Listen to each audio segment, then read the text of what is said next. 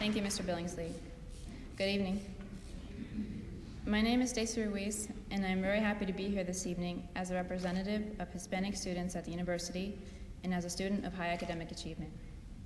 I am proud of both my ethnic heritages and my 4.0 grade point average. In the 4 years that I have spent here, I have been involved in student organizations and have participated in various university functions.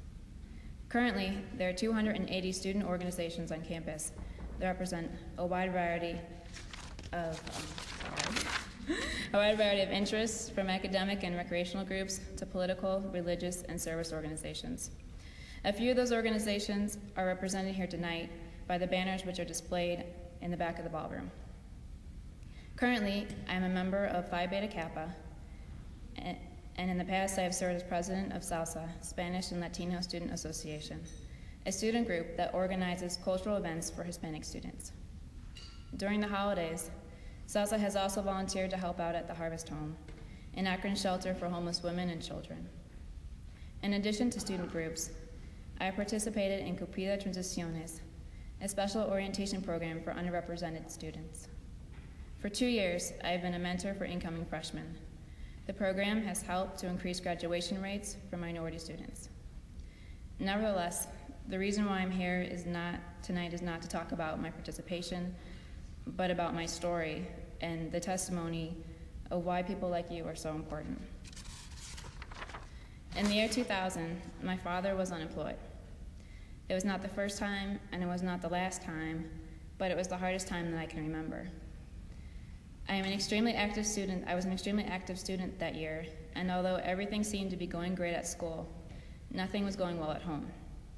As our condition worsened, I applied for financial aid and was hard-pressed to find assistance from the government. On paper, my family made too much money, and it angered me that the forms did not take into account previous debt, or in our case, a parent working out of state where 1 or 2 checks were supposed to pay for 2 mortgages, double the utilities, double the food, and still be enough for tuition.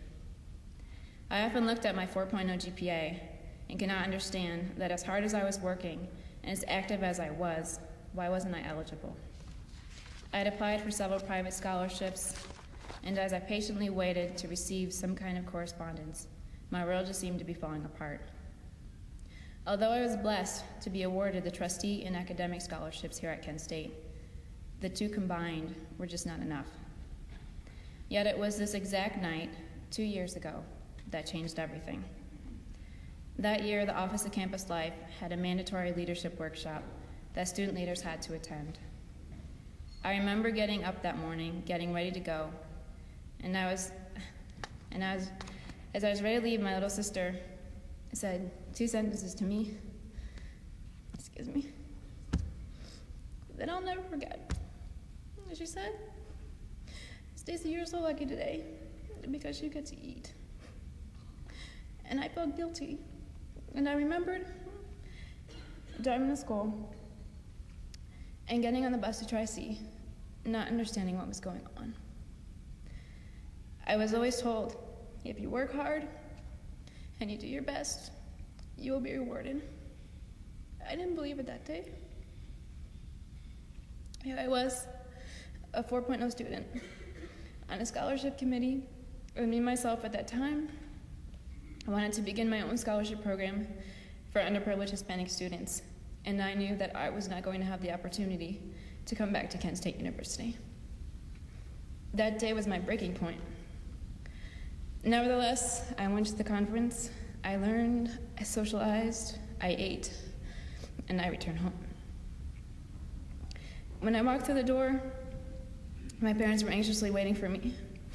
A letter had come in the mail that day, a letter that I'd been waiting for and asking about for months.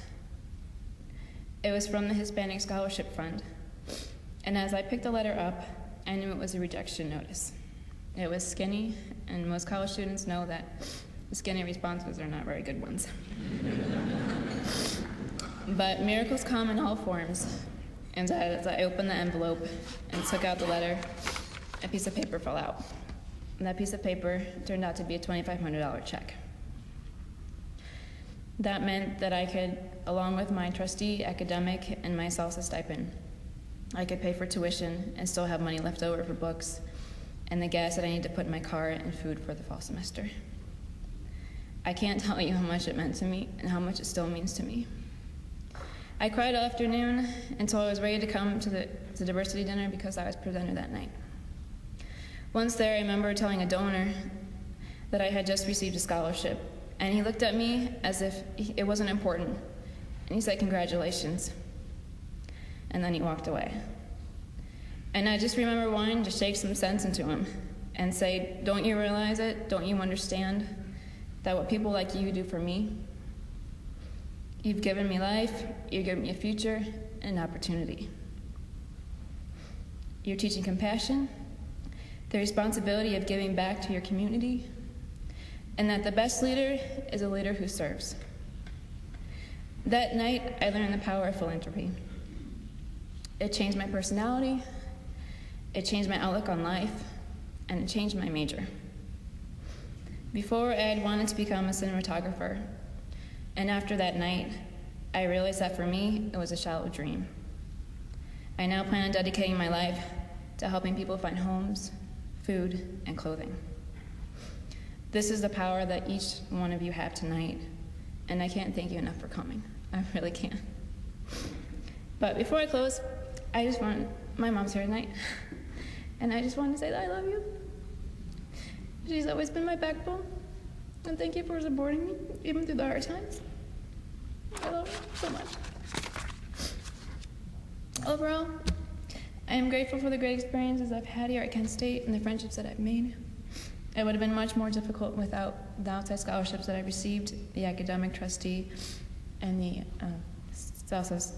stipend that I had received. So I'm happy for this opportunity to speak about the importance of scholarships